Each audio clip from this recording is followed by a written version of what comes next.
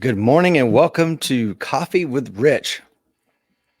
Today I've got an amazing guest, Dr. John Cronin, and in just a moment I'm going to invite him to introduce himself after I read his bio briefly. We got folks jumping on already. Good morning and welcome to Coffee with Rich. I want to say a special thank you to Dr. John Cronin for coming on this morning's show, and I'd also like to thank everyone that's going to watch today with us live, as well as everyone that will join us in the replays in the days and weeks to follow. And then those that will watch on YouTube, please subscribe to Coffee with Rich channel and like today's show. Share it with somebody that's going to need it, because I'm going to tell you right now, this is an amazing story that needs to be told. So if you're joining us already, please hit that share button. I'm not going to do much ado. We got some amazing sponsors. Please listen to the end to hear all of our sponsors for today's show, like Mountain Man Medical for all your trauma needs, the Century Bob XL for all your striking training. We've got Appalachian Standard, makers of the finest CBD products, as well as Precision Holsters. I'm wearing my Precision Holsters Ultra Appendix holster at this moment. We have some amazing sponsors like the Cool Fire Trainer as well. Please check it out. We got Donald Green jumping on. He says, good morning and Semper Fi from occupied Virginia, American Warrior Society, coin number 1376. John Shriver from Yukon, Oklahoma has joined us. Will Parker out there in beautiful Montana. Will, looking forward to seeing you out there in June. Greg is on from Texas. Good morning, Greg. He's coin number 2060. And if you're wondering what these coin numbers are, you need to check out AmericanWarriorSociety.com. Guile is joining us from the Philippines. Dan from Flowery Branch, Georgia. Wow, got a lot of folks on this morning. Please like and hit that share button. We have an amazing guest, and I won't take up too much more of the introduction, but I want to read John's bio. John Cronin, Dr. John Cronin, joined the Marines at 19 and went to Vietnam twice with Battalion and Force Reconnaissance units in 1967 and through 1969, where he was wounded once during each tour. He returned to the States and completed his bachelor's in political science at the Citadel before being commissioned back into the Marines as an infantry officer for 3 additional years. Following his discharge in 1976, he went to Rhodesia for 4 years, where he served as an officer on Fire Force and Rhodesian Light Infantry, an operations officer, and as a deployed operational second in command with Selous Scouts. He left Rhodesia in 1980 and in 1982 went to Cairo and then Beirut, where after having survived a kidnapping by the Hezbollah, he received his master's in Middle Eastern Studies and then went to the School of Oriental and African Studies at the University of London for his PhD in Middle Eastern politics. He has since held a series of administrative positions in and taught international politics at the university level in Washington area and worked as a contract specialist on educational administrative policies in the Middle East. He currently lives in Alexandria, Virginia with his wife and their 2 children. Dr. Cronin is also the author of the amazing book, The Bleed. And I will tell you, folks that are watching this morning, a lot of people claim to be, but Dr. Cronin truly is the most interesting man in the world. Dr. Cronin, welcome to Coffee with Rich. It's nice to be here, Rich. I'm really honored that you brought me onto the show. I think it's going to be a very fruitful, productive hour. So I'm looking forward to this. Thank you. Yeah, same here, sir. And I, just for the audience, I've read Dr. Cronin's book. Another Marine officer turned me on to it, I think back in 2012. And I devoured it. It was absolutely phenomenal. It's called The Bleed. Please check out the links in the show notes today and pick up a copy. At the time, I believe it was only offered in Kindle, but it has since become available in the paperback version. You definitely want to check that book out. So, Dr. Cronin, tell us a little bit about yourself, sir. That biography pretty much covers everything. I could fill in some of the blanks. That the reason I was at VMI in the first place when I went 19 to college was because my father and brother and uncle and everybody else had sort of preceded me to the school, and I thought, yeah, I'll take a chance on this. But Virginia Military Institute and I had an initial disagreement about the level of adherence that I would pay to the rules, and so they kindly asked me to leave because I got too many demerits back in '66, and so here I was 19 years old and free and able-bodied and so on and not married, and boy, did the draft nail me. In fact, they wrote a letter to the draft board that arrived home before I did from Lexington, Virginia. That's how fast they got me out of there. And I didn't really want to join the Army because I didn't want to go to Vietnam with draftees. Not that there wouldn't be good soldiers in those groups. There certainly would be. But I felt, if I listed in the Marines, I'd be going with guys that knew where they were going and had volunteered there, and maybe my chances of survival would be a little bit better. So that's what took me down to Paris Island for 9 lovely weeks in October, November of '66. I had a wonderful time down there. I went to one-day motivation. They almost drowned me. Almost got shot. It was the scariest 9 weeks I've ever spent in my life. But once I got out of that, I ended up at AIT, as everybody did at Geiger. And then I went on to radio telegraph school in San Diego, where I learned Morse code. And I was there for 6 months. And then I headed to Vietnam. And I lasted only 7.5 weeks before I got hit on this patrol up in a Tam Kee Valley, just west of Da Nang. And it almost killed me. I got hit twice in the right thigh and once in the stomach with a AK, and a bullet went right through me. And so I got medevaced out and spent a lot of time in the States, about 4 months getting recovering. And I felt like I'd only spent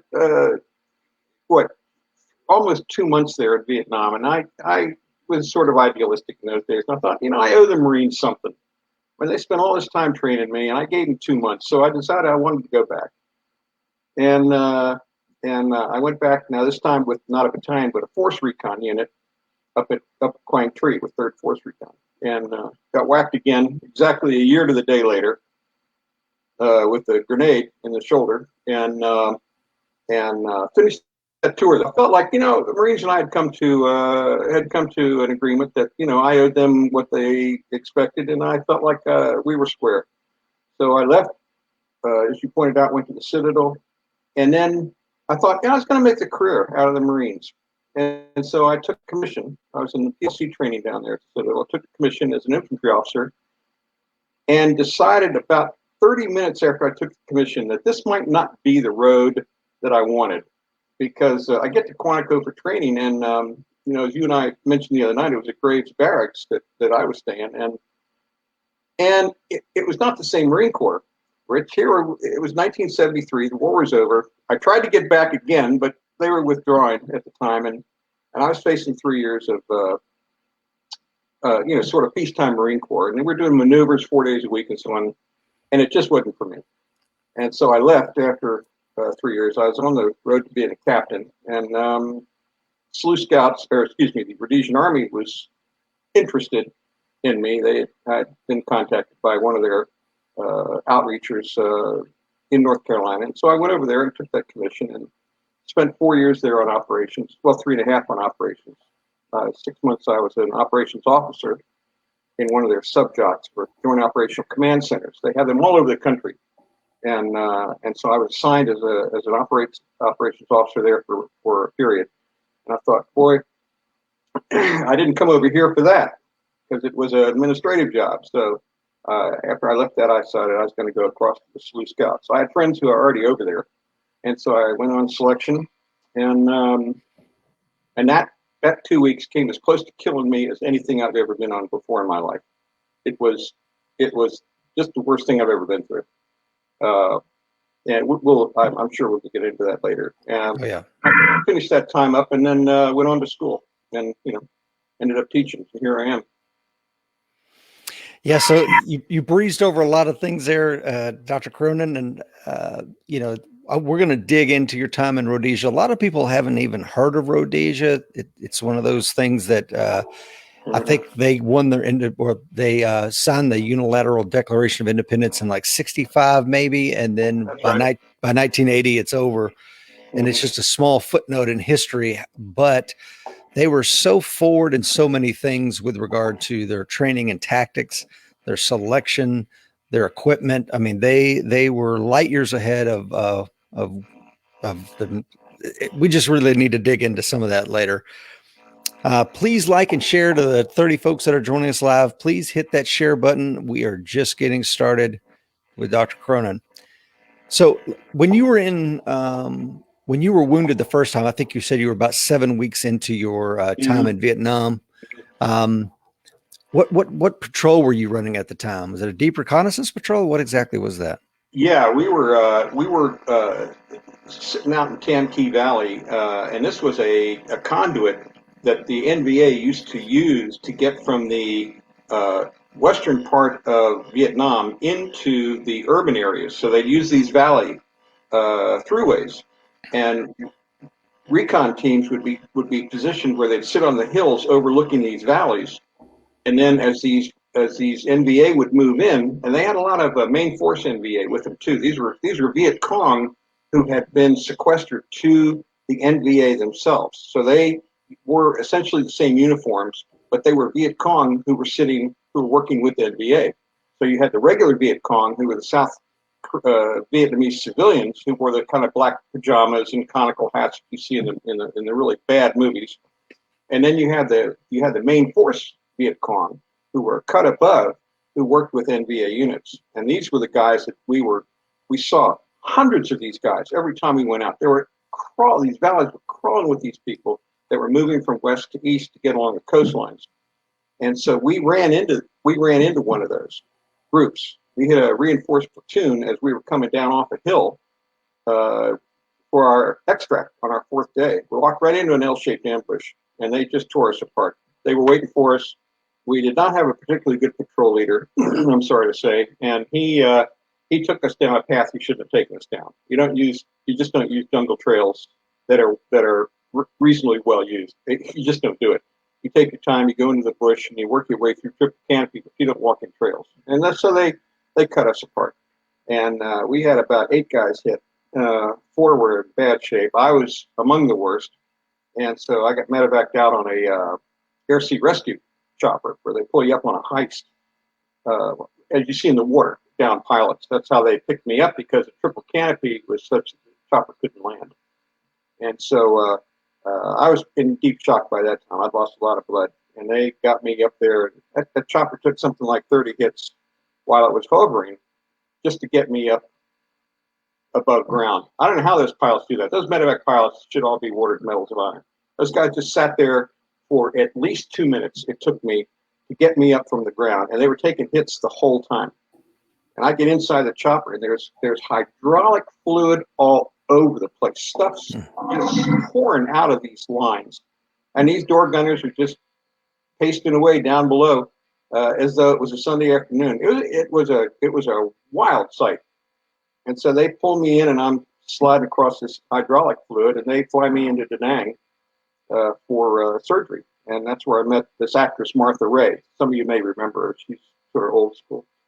And that was a close call for me. I got to admit. I don't try not to get too morbid about this kind of thing and dramatic, but it was touch and go there for a few days.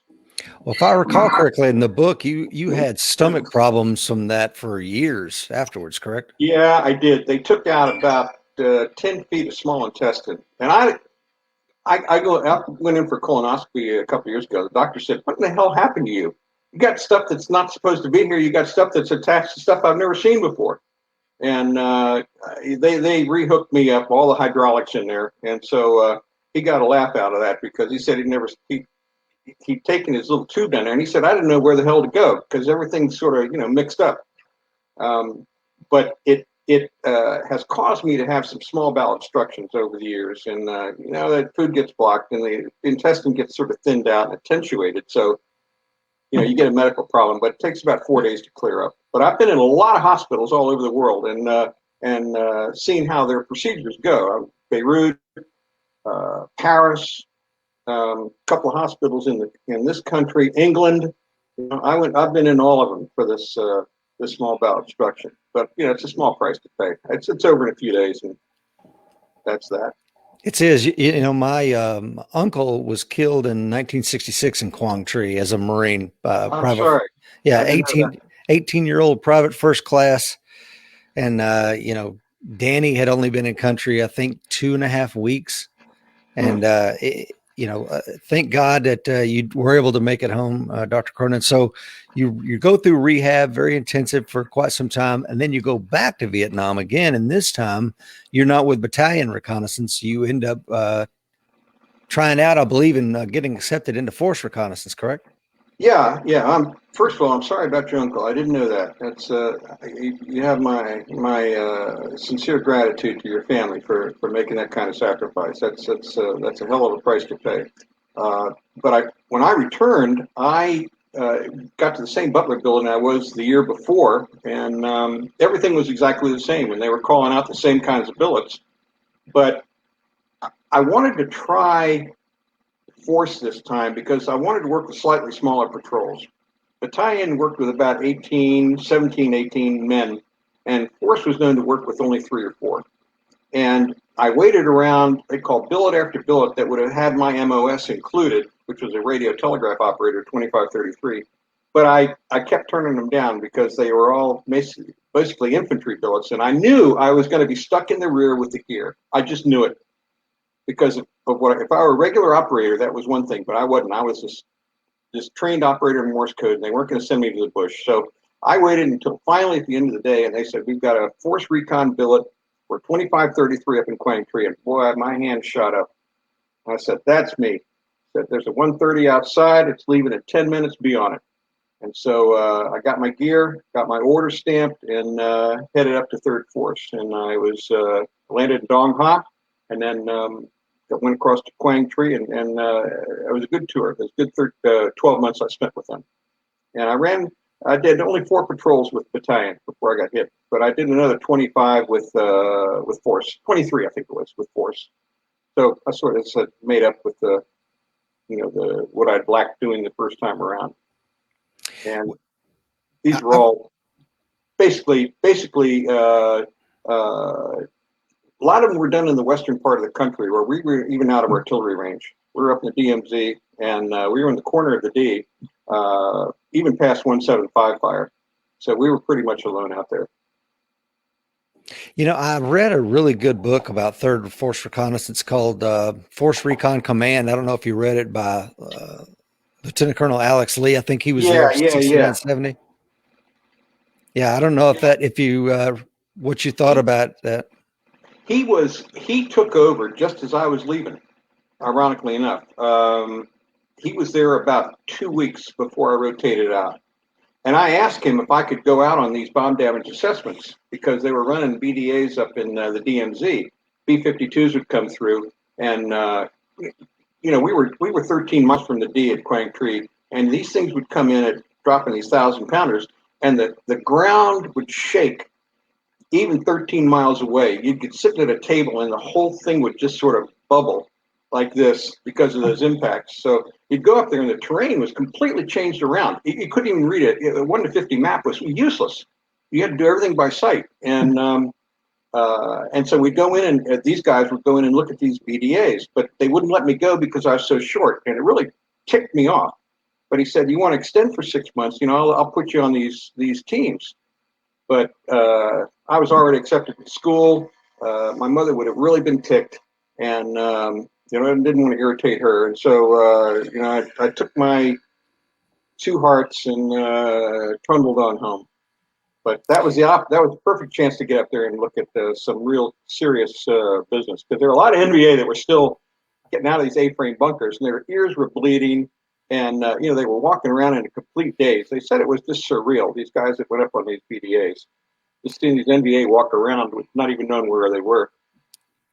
Yeah, and I remember reading that in his book that, the guys would go in there and there's just body parts hanging from the trees for those that didn't make it. And I recall from my own experience in Desert Storm when B-52s would roll through, and we were just probably 10 to 13 clicks south of that. Just a rumbling in your fighting hole all night long, the sand shaking down on you. It was just terrifying. I couldn't imagine being the guy receiving that. Oof. Yeah. You think of those guys, those NVA that were sitting outside Quezon and went through that stuff for 3 and 4 months where they were having this stuff dropped on them. I'm surprised they even stayed there. They had a lot of desertions, the NVA did, and you can imagine why. In fact, you go up there today, even now, and you'll see these holes that are about 3 to 4 feet in diameter. And if you dig down about 10 feet, you'll find a bomb down there. And these are the bombs that didn't go off. And they're still planted up there. I can't imagine if you're farming that area, I mean, you're taking your life in your hands. Yeah, that's absolutely correct.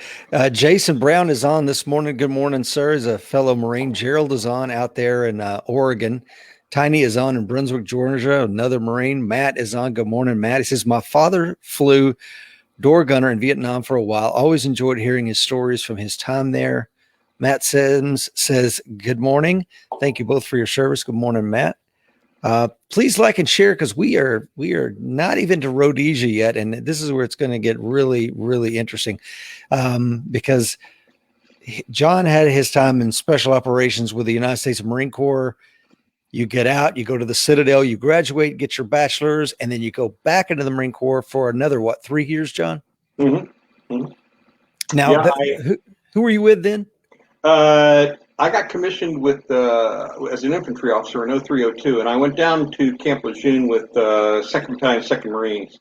And I took over a platoon with Echo 22, and I was there for about 2.5 years. I was down in Guantanamo Bay as a supply officer for about 4 or 5 months. That was nice duty, good diving, a lot of baseball, and then I rotated back up to Swampy, and I was at headquarters statistics officer for the division for the last year. That was in 75, and then from 75 to 76 I did that, and then in 76 I resigned my commission and took off for Rhodesia. So it's what's interesting to the viewers this morning is Mike Seeklander and I, we were in 2nd Battalion, 2nd Marines, the same exact unit as Dr. Cronin. I was in weapons company, and Mike was our battalion, one of our battalion intel analysts. So. Oh, okay. Small world. That's interesting. Yeah, I just met a guy at dinner the other night who commanded Fox 22, and about a year after I left, you can't believe just how small the Marine. Even at the height of the war, when there were 500,000 Marines in uniform, there was an officer corps of about 5,000 men in those days, 68 or so, and I would meet guys later on after I got commissioned who were officers in the same unit that I was. It was incredible how small and how circulative those postings were, where you'd always run into guys that you used to know. That's what I always liked about the Marines. It was a really small family. Yeah, and I forgot Eric Bruce is on. He was one of our good friends back in 2nd Battalion, 2nd Marines. He was a sniper with them. Good morning, Eric. And he ended up getting the Purple Heart with Tutu and Desert Storm. Mm-hmm. Semper Fi, brother. Yep. Tutu is well represented today. That's right. So tell us about how you heard about what was going on in Rhodesia and how all that worked out. I don't think I remember that story from the book. I knew a fella who was a full professor of international politics at the Citadel. And he had been invited over by the Rhodesian government to do an assessment of the political and social and military dynamics that were sort of enveloping the country at the time. And if you ever look at on your map, you look at Southern Africa, you'll see a country by the name of Zimbabwe. That's right down above South Africa. And that used to be called Rhodesia. The name changed as Rich pointed out in 1980. But it's about the size of Montana. And in those days, it had 6 million inhabitants. 5.75 million were African, and there were about 250,000 whites. That was it. They were called Europeans.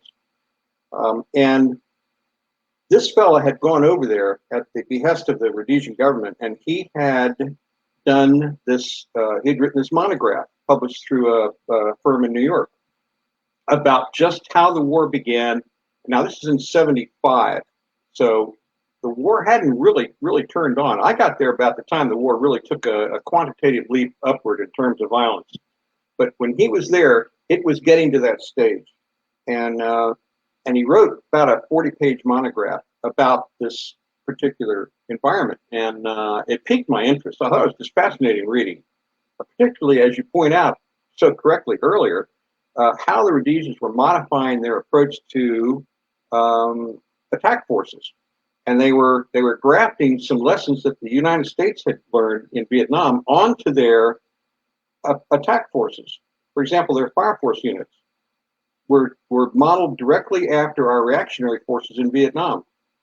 Vietnam, with a recon team, you'd always go out, but you'd always have a react force of about 30 men sitting on a pad. In the event that you got into trouble, that react force would jump right on choppers waiting, and they would come out there to help you out. And if it wasn't a recon team, there would be an infantry unit nearby that would be the same thing. Well, this concept was adopted by the Rhodesian Fire Force, and that was just getting underway by the time I got there, where you would have ready pads where men were sitting by, and you'd have OPs out there on hills. These were Selous Scouts mostly, but there were some ground coverage teams from the police, and they would stay on these hills and look for guerrillas who were moving from village to village and so on, and they would call the fire force in. And we'll get into that in a second about describing that. But that whole idea sort of appealed to me because it was precisely what I'd been doing in the Marines. And I thought, oh man, I'm about to leave the Marines because I'm not too fascinated with the kind of work I'm doing, this in and out on maneuvers. This appeals to my nature perfectly.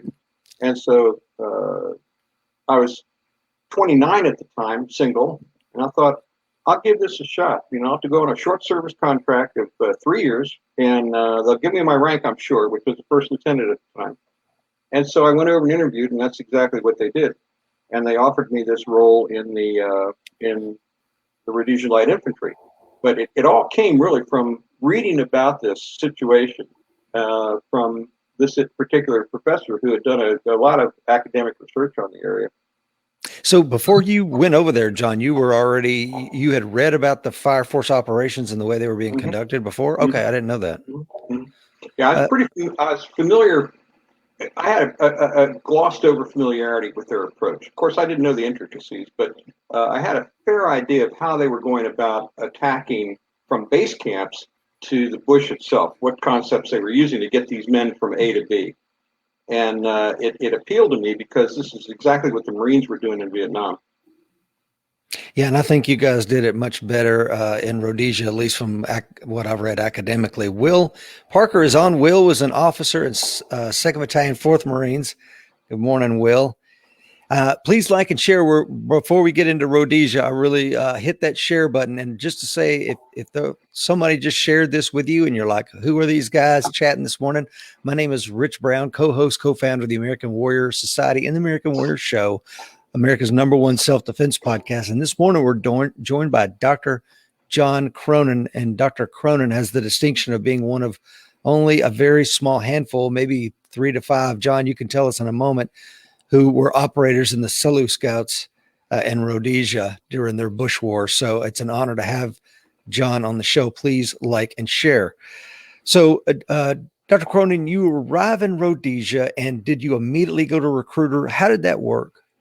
I walked into an office that was manned by a fellow named Rich Lanford, and he was a major, and he's a recruiting officer. And I gave my DD-214, and I said, listen, I'm here to save the war for you and win it all alone because I'm a badass. And he said, hey, boy, come on in. So they interviewed me there briefly for a couple of hours, and then I went into an officer selection board about 2 or 3 days later. There are about 10 officers there seated with a colonel. And they asked me a lot of questions about my background. They had my DD-214, so they saw the record in writing, but they wanted me to sort of answer some questions about what I would do if, and so on. And it was actually pretty easy. I mean, I'd done all this stuff in the Marines. You got a situation here, situation there. How would you react? And that went on for about an hour. And when the end came, I mean, they said we don't even have to excuse ourselves to vote because they voted right on the spot and it was unanimous. And I said, sure, where do you want to go? You can go to the Special Air Service or you can go to the Rhodesian Light Infantry. And I've done some SAS work. That's specialized operations work, small teams and so on. And I just finished doing that for 2 years in Vietnam. And I thought, I sort of want to do something more infantry oriented in a combat sense. And so I said, I'd like to try the RLI, the Rhodesian Light Infantry. They said, okay. So I was jump qualified, and they were using paraforces at that time. They just started developing paraforces. And so what we would do is we would be sent to these bases that were near the border, places like Rusapi and Cherezi and Bulawayo and so on, that were sitting on the Mozambique border. And there would be permanent buildings there for Fire Force. The companies that I was with were all about 100 men, and it was called, I was in 3 Commando in the RLI, and there was 1 and 2 Commando, and then support. That was your weapons section.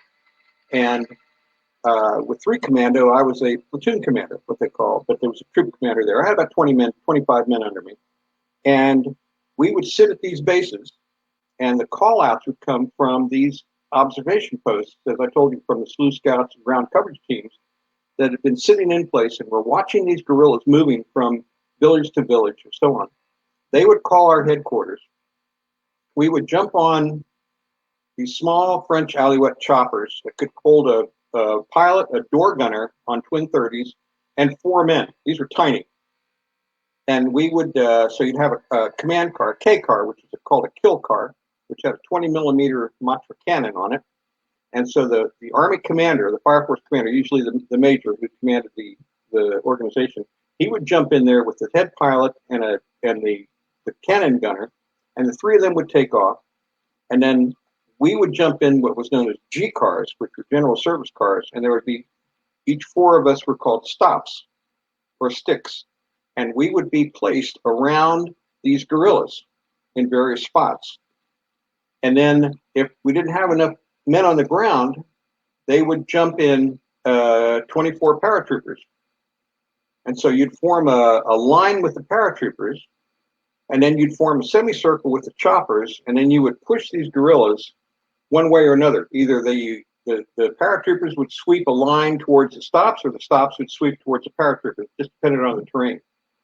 And if our int was good, and we caught guerrillas between us, we'd kill about 90% of them.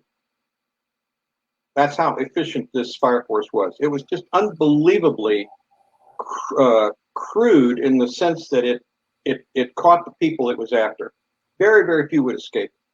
If they happened to be outside our lines, they'd have made it out. But if they were inside our semicircle, they were gone. They were dead. And for those that are watching and they're like, I didn't even know Rhodesia existed, and now you're killing guerrillas. Maybe it would be helpful, John, for us to back up and put this into some context for the viewer or listener of today's show. Can you tell us a little bit about who these guerrillas were? I think it's Zanlu and Zipra. What were their motivation? Why were they trying to get into Rhodesia? What was going on? Well, the British had established this as a colony back in the 1890s, and it was because of the mineral wealth that was coming out, particularly gold. And so the British had a well-established presence there from the 1890s on. And the ones who sort of evolved from the British settlers became Rhodesians born and bred. And they fought with American forces, United Allied forces during World War I, World War II, Korea. They were all with American and Allied forces in all 3 of these wars. And they weren't in Vietnam because they had their own sort of war going on at the time. But as I mentioned earlier, the country is roughly almost exactly the size of Montana. And think of putting about 6 million people in there, and it's pretty widely sparse out between individuals. So there's a lot of ground between people, but about 80% of the country was occupied by Shona speakers who were from the Shona tribe, and the other 20% of the country was occupied by the Indebeles, who spoke Indebele, and they were offshoots of the Zulus. And so in the 1960s, these forces decided that they wanted greater participation in the political dynamics of the country. And the government wasn't prepared. Some people were, but the government as a whole wasn't prepared to make the concessions that these black nationalists wanted. And so in the early 60s, they took up weapons. And you had 2 factions. pointed out, the Shona, the majority tribe, became Zimbabwe African National Union, that was the party, and their forces became ZANLA, Zimbabwe African Liberation Army.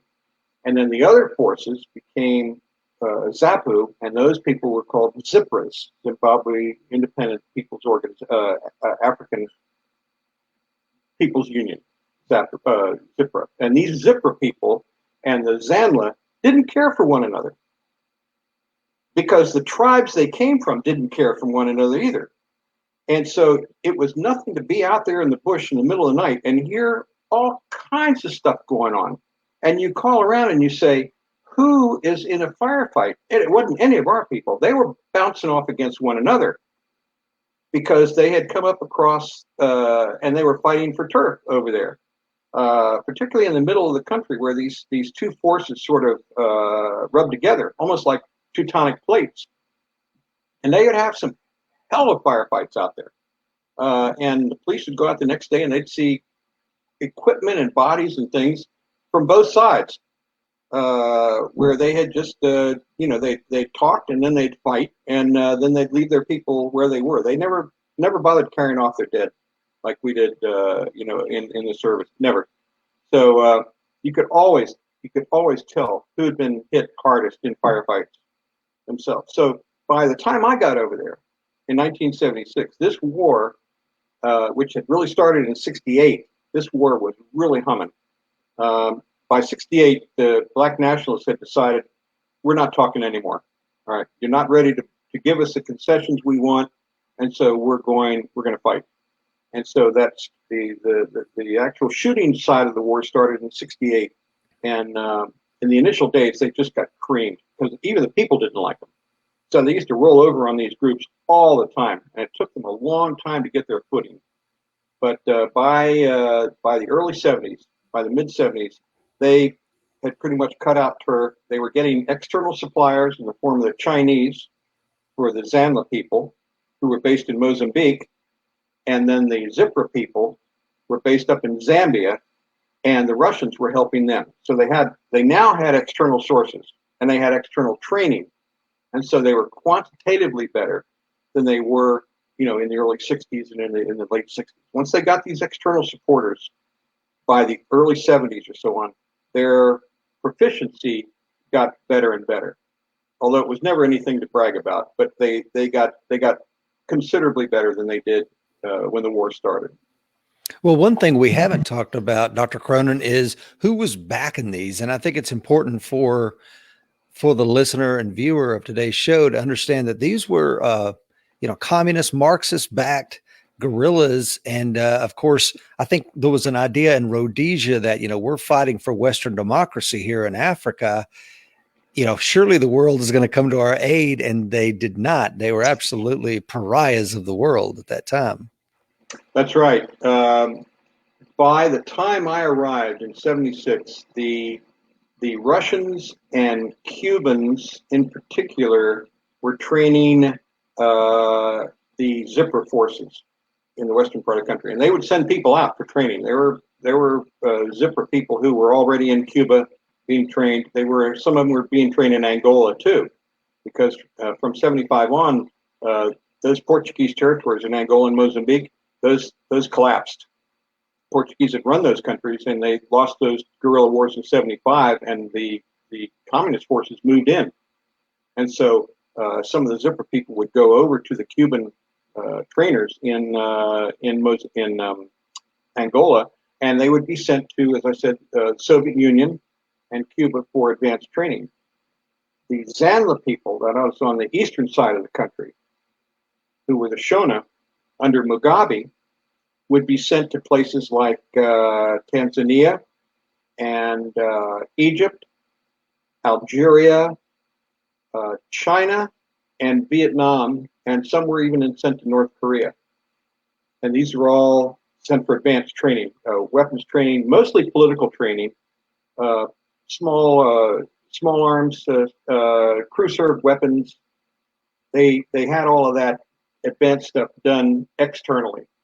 The rank and file would stay in Zambia under Russian training, and the rank and file ZANLA would stay in Mozambique for the rank and file training. They never left the country because they just didn't have the aptitude for any of this advanced stuff. So the camps that we hit, when we started really hitting them in 76, we started crossing the border and hitting these camps. We would find these guys who were only a few Ks inside the border because they simply didn't believe that we were going to do that kind of thing. How dare we? But in the early days, in 76 and so, we could walk across the border from Rhodesia into Mozambique, and we would find these camps. And when we found these camps, of course, we'd flatten them, and sometimes there were even foreign advisors who were killed in the camps themselves. On a couple of occasions, Selous Scouts had captured a couple of Russian advisors. And there was a big stink about what to do with these guys. And they finally let them go. They didn't want to get their hands caught, in a big international mess like that. So they just freed these guys. But you could always expect, if you hit a camp in Tanzania or in Zambia or Mozambique, you could always expect to see foreign advisors there from these countries that I just mentioned. Because they did a lot of training.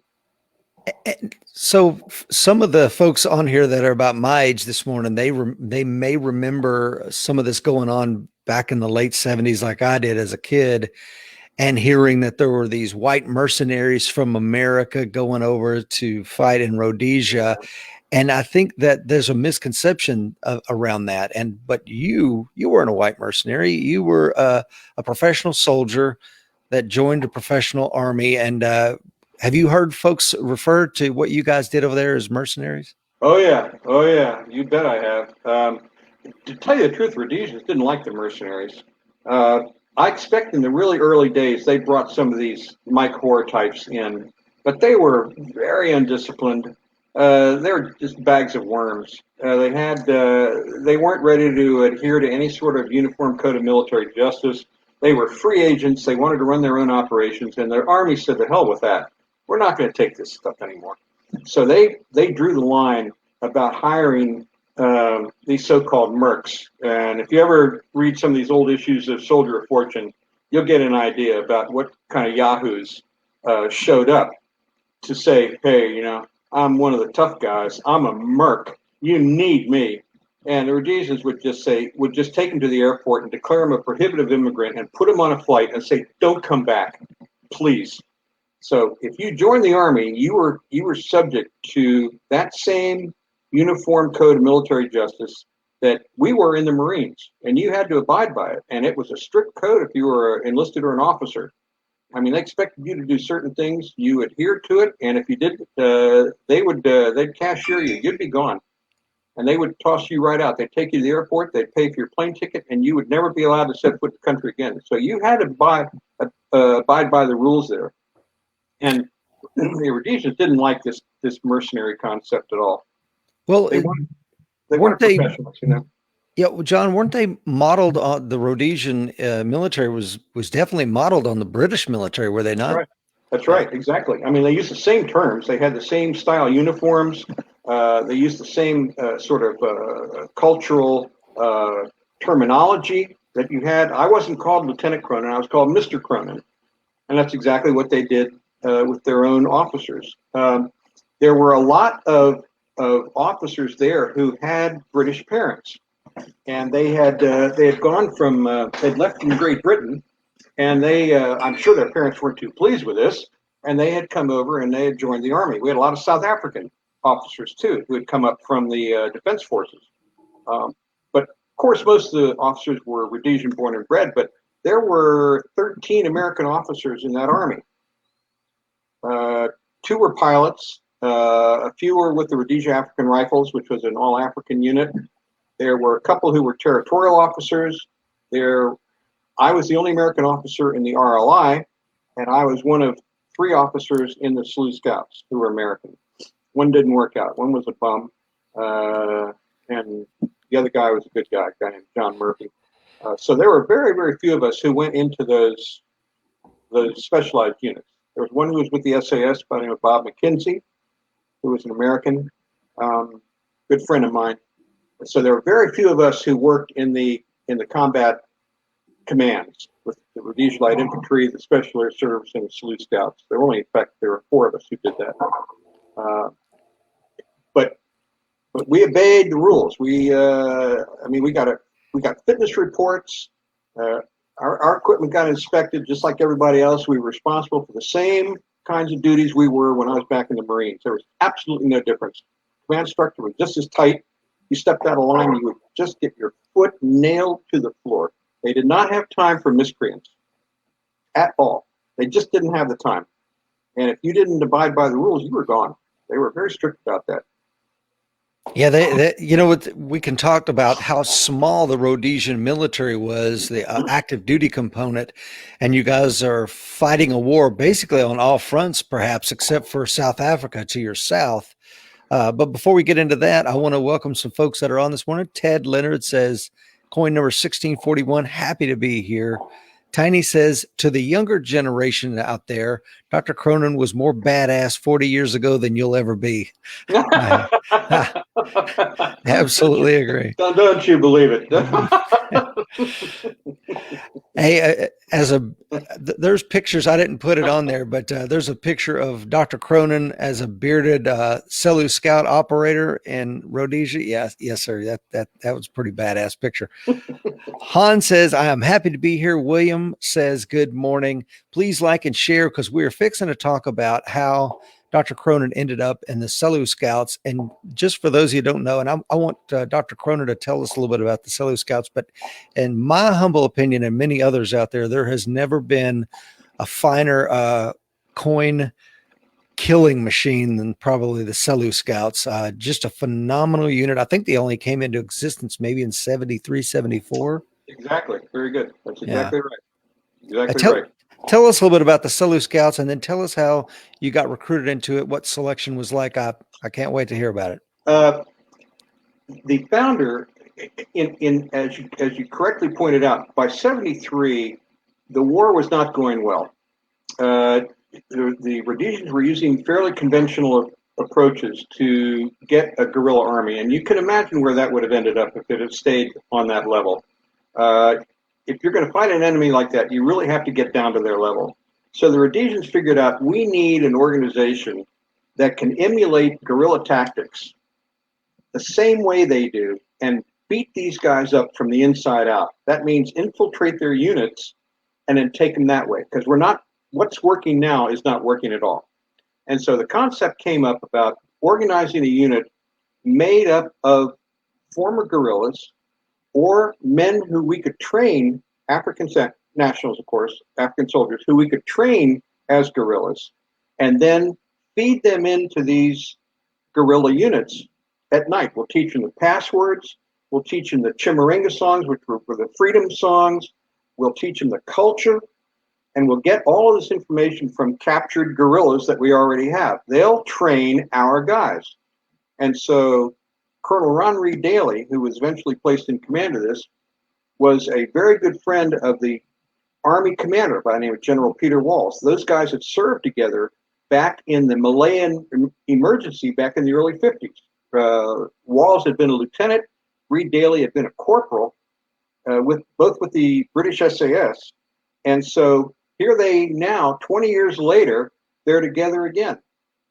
And so Reed Daly is now a major, and Walls and Ian Smith, who was the prime minister at the time, said, this is what we're going to do.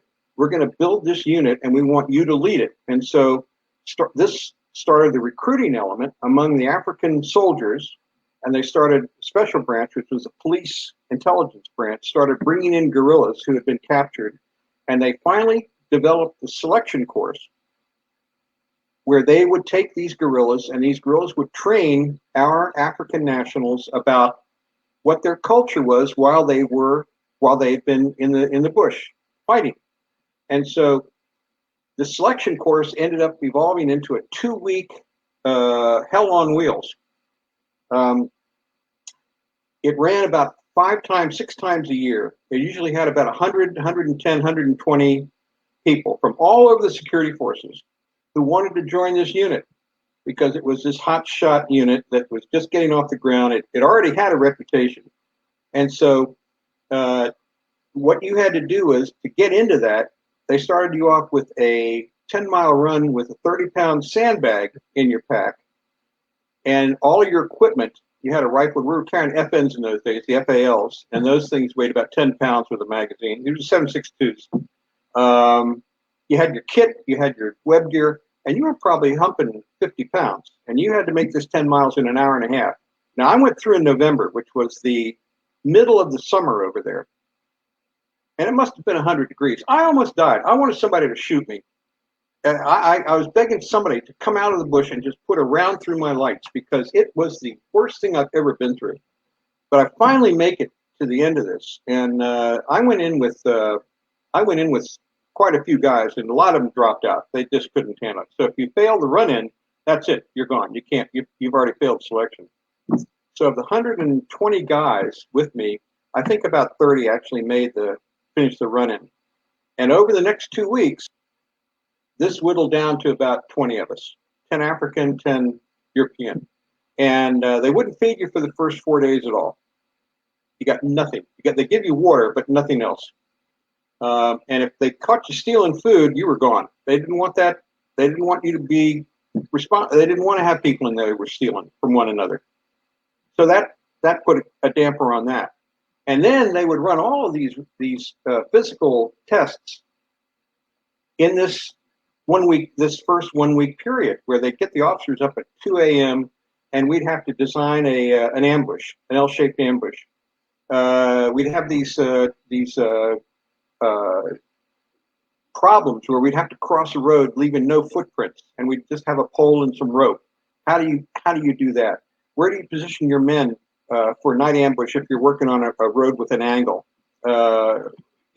All of these things. They had these tests for officers, and there were only two of us by that time. Dave, Scott Donlin, and I were the only two officers left.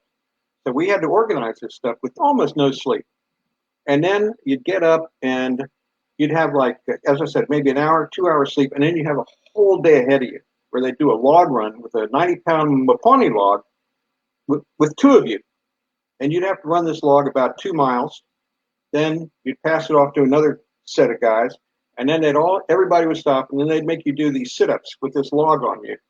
And you'd have to do about 30 or 40 sit-ups at a time. Then they'd run you again, then more sit-ups. Then they'd put you through a ropes course, which was an obstacle course made of just ropes about that thick. And you had to do this double running of the ropes course. And they had no nets down below you. If you fell, you fell. That was TS right there for you, pal. And so the hospitals were full of guys who had literally dropped on selection, because they dropped into these pits, and that was it for them. They went into the hospital. And after all of that, then you had a week of an endurance march where they put 50 pounds of rocks in your pack.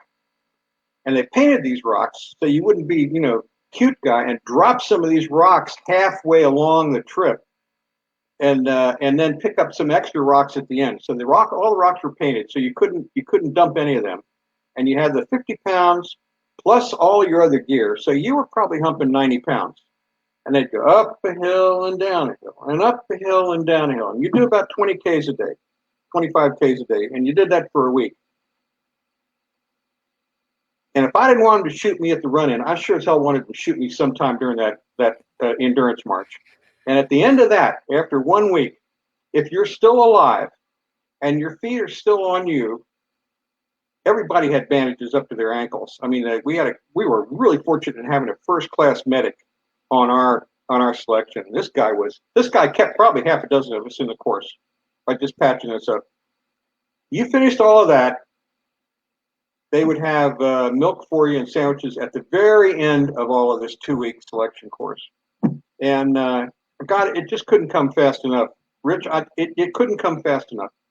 I was a wreck. I probably lost 25, 30 pounds, and I didn't have that on my frame to lose.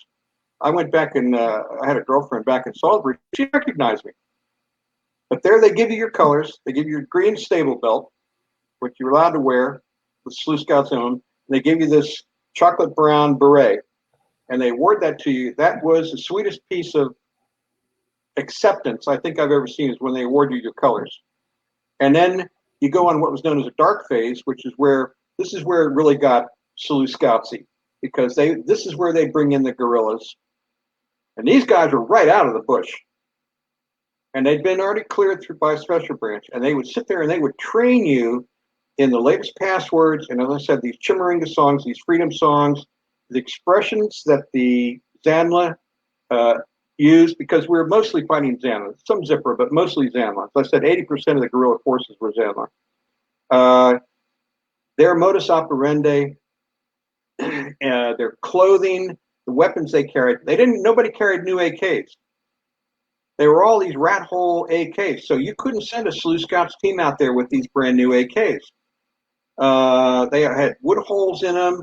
They probably hadn't been cleaned. You know what an AK is like. You can get it and you can leave the thing in mud for 50 years and it'll still fire. And that's what these weapons look like. These guys never cleaned them and they still fired. I carried a Czech AKM with a 50-round drum. And I also had a Makarov, 9mm short, which I picked up in an camp assault in Chimoio a couple of years before. Those are the only two weapons I carried in the Scouts. And then they would, you'd go through that dark phase. And that would be about a week and a half. And then once you were out of that, they'd send you on a little bit of a tracking course. That took about a week. They tried to have me arrested because I couldn't track it. I couldn't track squat. This Selous Scouts tracker was Arthur Gower, and he said, Captain America, I like you a lot, but you couldn't track a herd of buffalo through the morning dew. You are the worst tracker I've ever seen in my life. And I told Arthur to go fuck himself. Arthur and I got along just fine. I couldn't track, and he was a corporal, and I was a captain, and that was the end of that. So he was a good guy. I worked with him a lot over there. And once you finish all of that, I went operational 2 days later. I was in the bush. So they put me right in. And they didn't waste any time. I was a controller where I'd go out with 3 men, and I would move small Selous Scouts teams around. And if they weren't seeing anything on this hill, I'd leave them there a day or two, and then I'd move them over to this feature. And then I moved this one over there. And that's what they would do, moving around in an area, and we would look for guerrillas in these areas. So the obvious question is, why wouldn't we get hit by security forces? If we were dressed like they were, why wouldn't we? Well, we froze these areas. Before we went into an operational area, we'd call the Joint Operational Command in charge, and we'd say, we want all areas in Rhodesia were numbered, as you can imagine. We want this block of areas frozen and this block of areas frozen. That's all they needed to know. If another area was frozen, they knew Selous Scouts were coming in. So when an area was frozen, no security forces were allowed in there at all. So we had free reign to walk through there day and night without any fear of getting hit by an army team. And then when we pulled out, we'd unfreeze the area, and they could send their police call signs and things back in there again. So if you're listening this morning, let me say this again. So here's John Cronin, and you guys were multiracial groups, right? You had white guys and Native Africans in these groups. You're dressed like terrorists, moving around the African bush looking for guerrillas to ambush. Now, one of the things that I wanted you to talk about, the speed at which your ability to operate was incredible, and that's why what you guys were able to accomplish there was studied heavily by the United States government and operating our own coin strategy. In that, when you guys would capture, they called them tears or terrorists, the guerrillas. A lot of times, you take them back to one of your forts. Special branch would interrogate them, perhaps, and then you would immediately operate on that intelligence. Is that correct? That's right. The Selous Scouts were based in forts, which were literally forts. The walls were about 20 feet high. The whole group of 100 men or so would be inside these forts, and nobody from security forces was allowed inside. We didn't want anybody to see the faces of the men that we had operating with us. So they had to have special permission to come inside the forts, and even when they came in, you'd see all the African operators just disappear. You wouldn't find one of them out there if another officer came in from another unit. They might come into a briefing or something like that. And we had, every fort had a special branch team of an European and an African sergeant. And these guys were the intelligence side of Selous Scouts. They were assigned to Selous Scouts headquarters, and they were assigned to each Selous Scouts fort. So that when our guys would bring in captures, or the RLI would bring in captures, they'd drop them off at our fort, and they would be interrogated by these special branch teams right there on the spot. And I mean, there wasn't any hesitation. They didn't give them something to eat. They didn't sequester them for a couple of days. They were right there in interrogation. And these guys coughed up data like you wouldn't believe. I mean, the first thing that these special branch operators would say to them is, the war is over for you. And you just need to understand that. You're never going to fight again. So there are two ways this can go. You can either tell us what you know, or you're going to swing. And they would be hanged if they weren't cooperative. And so you can imagine which choice they made.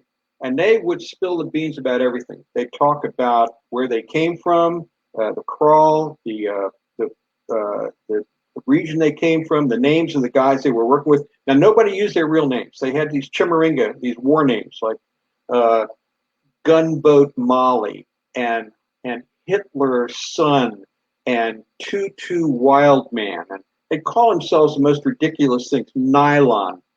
So they just know one another by these pseudonyms. But even the pseudonyms got around.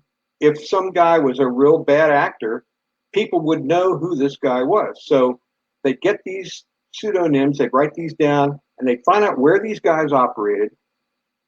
And then they would pass this data on, especially the passwords. Because if you had a group that was meeting another group out there and they didn't really know who they were, maybe it was a transit group moving through from one area to another, or maybe it was another resident group that had just been placed there. They might not know these guys too well, so they'd use passwords, and they'd send these little kids between these groups called mujibas, little boys, and they would exchange these passwords. And once the passwords were clear, these groups would meet, and they would hold a little pungui, which is a night meeting, and so on. Well, we would get the passwords from these captures. And so we would put groups in there using these passwords to meet with legitimate groups. And they would meet at night or whatever. And then in the morning, as the sun was coming up, our guys would just stand up, point their AKs, and say, you all are under arrest. And they would pick up group after group like this and just take the whole group. Now, sometimes the RLI would go out in a fire force, and they would kill, say, 6 out of 7 of a group.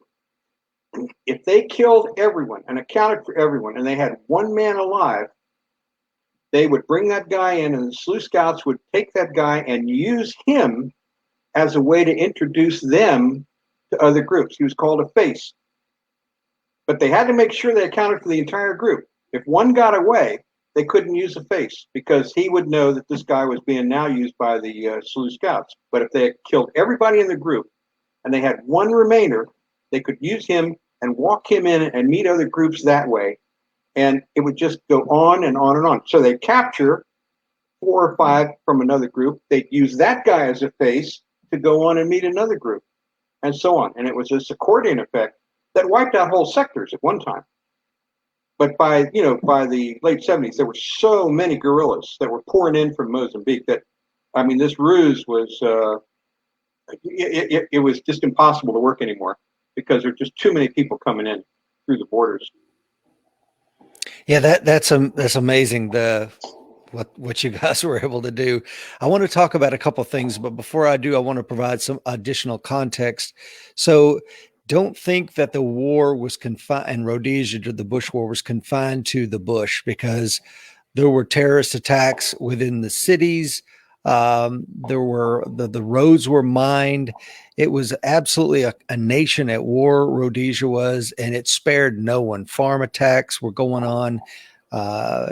European farmers that were feeding the country were routinely massacred with their families. So it was a really horrific time from everything I've read. Is that accurate, John?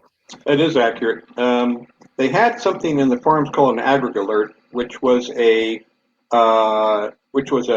uniform awareness system that if a farmer got hit, he would hit this alert which went to the police station nearby, and that automatically got sent to the surrounding farms. And so these farmers would then coalesce together with police call signs, and they would go in and go to the farm that was being hit and try to help them if the attack was still going on. I will tell you this, though. Most of the farm attacks were done by just a bunch of cowards. They wouldn't come up to the door and try to kill a family that way. They would try to hit them with RPGs from like 100 yards away and maybe fire some rounds through the windows or something. But a lot of them were too scared to go up and actually do anything close to the farmhouse itself. I'm not saying it didn't happen, but the routine farm attack took place from some kind of a distance. Now, you're right about the roads. Those roads were really dangerous. They'd bury TM-46s there, anti-tank mines, and sometimes they would even boost these mines with another TM-46 on top, or they'd put mortar rounds on top and boost it that way. So you hit that. Now, that took 500 pounds of pressure. You weren't going to set that off if a man walked on it, but you get a tank or a truck or something or APC rolling over that, it would blow the thing, blow the wheel and blow the tread and so on right off. And so the roads, you had to be careful with those roads because you had to really look. We'd sweep a lot of roads that were used. We'd sweep them every day. We had something called a Pookie, which used recycled Formula One tires on a vehicle, and it only put 4 pounds of pressure per square inch on the ground. They could roll over your foot and you'd never feel it.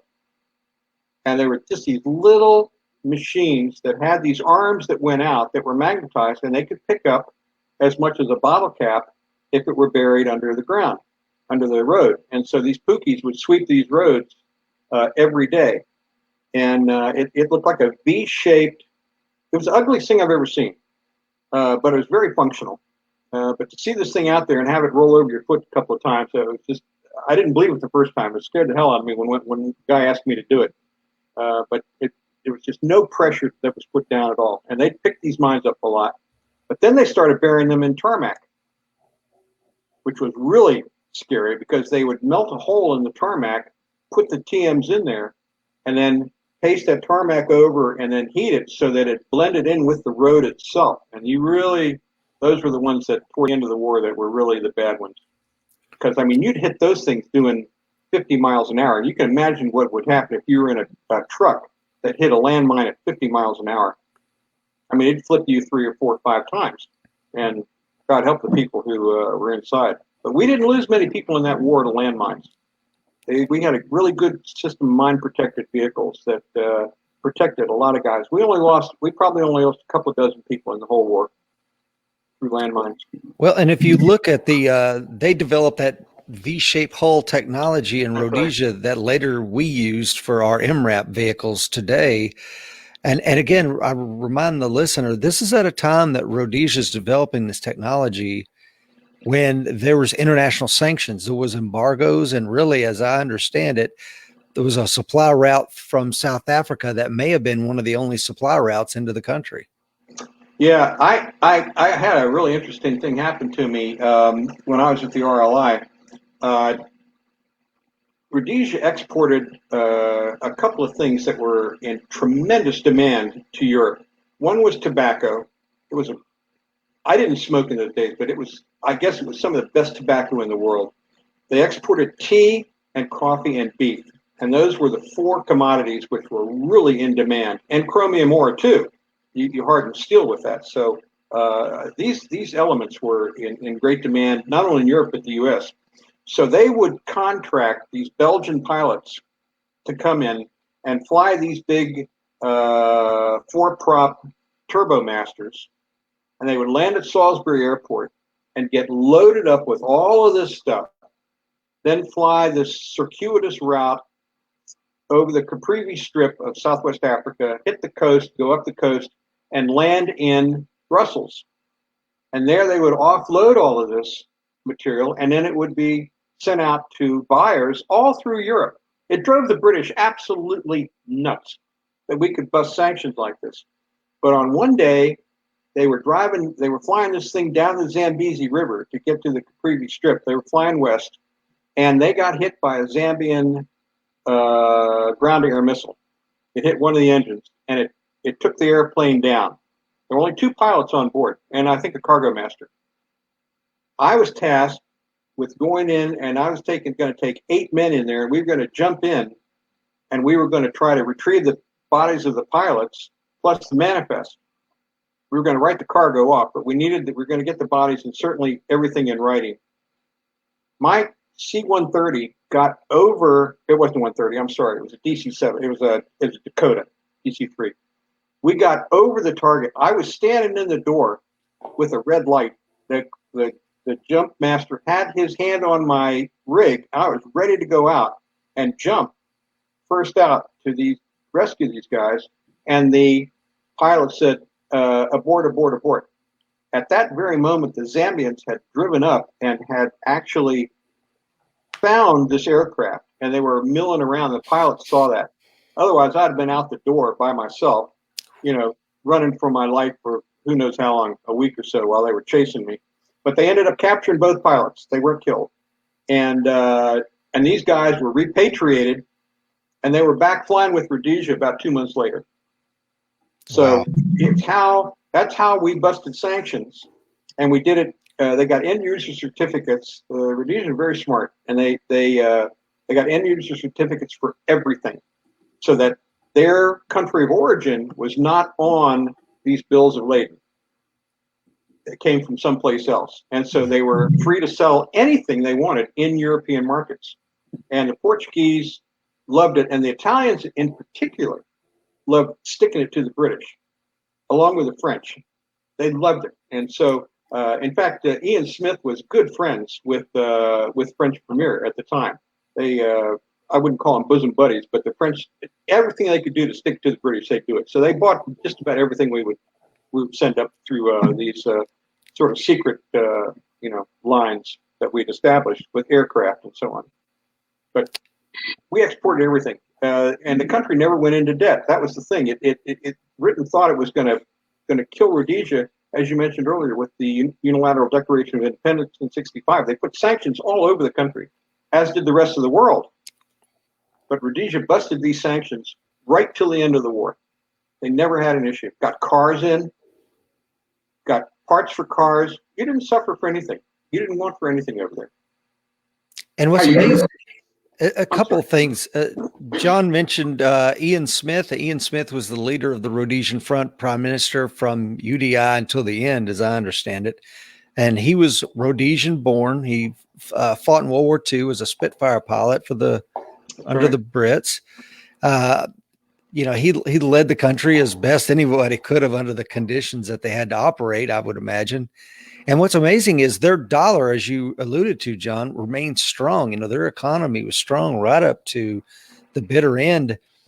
And of course, and then as we've looked into before when we did the episode on economic collapse, the Zimbabwe went through hyperinflation and ultimately their dollar collapsed in 2008, 2009. Mm-hmm. But I wanted you to talk a little bit about, John, let's go back to the Selous Scouts. Let's talk about something that you guys were famous for, pseudo ops and external operations, as well as probably one of their more famous external operations where a unit of Selous Scouts crossed into Mozambique, killed more than 1,000 people, and got back out again. Yeah, that incident took place just as I arrived in Rhodesia in early August of 1976. It was an attack on a base that the guerrillas called Pungwe, we called Pungwe, which was Nyanedza. And it was just across the border into Mozambique. And we knew from captures that, now I say we, I wasn't even in security forces when this happened, but I'm using we as a collective pronoun. The security forces knew from captures that this camp was a transit camp, which meant these people would have been trained elsewhere, been sent to this camp as a staging area for maybe a week or two to get the food, maybe some ammunition, rest, and then they'd be shunted across the border. So they weren't going to be there long in these transit camps. So the Rhodesians put this under the operation of the Selous Scouts, who had been working as a unit for about 2 years by this time. And they already had enough of their pseudo operators, and pseudo meant secret. These were the pseudos were the Africans who dressed like the guerrillas, and went in and acted like guerrillas. So the whites weren't called pseudos. Whites were just the controllers, but the pseudos were the actual Africans themselves. So we had, I think there were 7 trucks full of pseudos and some European NCOs and so on. And they had 12 sevens that they had put canopies over, had about 6 or 7 12 sevens on the backs of these trucks. And they drove into this camp. They drove over a bridge. They drove into this camp. Even the Europeans had real black stuff on their faces and were dressed just like Zanla. And they sort of stayed in the back of the truck. So, but these were uncovered trucks. And they drove into the middle of this camp, and it must have been 1,500 came running up because they thought they were bringing supplies and mail and all kinds of goodies. And with that, the scouts whipped off the canopies for these 12 sevens and just went at it. And I knew probably half a dozen guys who were on this hit. And they said the guerrillas were actually climbing up the sides of the truck to shake hands with all of the guys on board. And they couldn't hit them with 12 sevens because they didn't have the range. So they had to use Tokarovs and Makarovs at that range. And they ended up killing over 1,000 of these guys. It was one guy said he got sick of it. It was so bad. They just mowed these people down. Well, Mugabe comes back and says, well, this is a camp full of refugees. Well, it wasn't a camp full of refugees when you could count something like 1,200 AKs lying around. And so the scouts had taken the trouble of taking photographs of all of the weapons that were lying where they were. They lived exactly as they lay, and showed this to individuals in the press. And so that story went away immediately, that this was a refugee camp. But the interesting thing was, I mentioned to you the other night, was we had a fellow, a European scout, who was a little bit apart from the other unit because he'd gone in to search a hut. And they were getting hit a little bit from forces on one side of the camp. So the scouts had to pull back. And they ended up pulling back across the bridge that they had come across. They blew the bridge so there wouldn't be any follow-up. But they had to leave this guy behind. He was a sergeant. His name was Pilar. And he was a friend of mine. A guy who was in my team later on. And he came back into the camp. He said, "Oh, what? There's nobody here. Are you kidding me?"